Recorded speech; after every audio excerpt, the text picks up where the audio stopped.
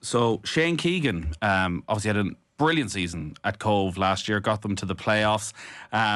And I know from chatting to him over the last couple of weeks, he was unsure as to what the future held because such is the way of League of Ireland management. It's not a full-time position quite often, or it's certainly not a sustainable full-time position. He's in a remarkably busy full-time position with Laois GA now as well. So And try getting him off the radio. that's true too. What's he doing, Richie? Doing more radio. He says that juggling football management with his day job and not including being on the radio would be unsustainable in 2024.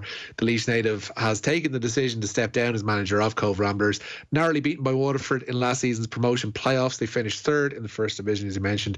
Keegan will continue in his role as Laois GA head of games development. Yeah, it's a shame in so many ways, particularly for Cobh, who really benefited from Shane's expertise, and you would hope that.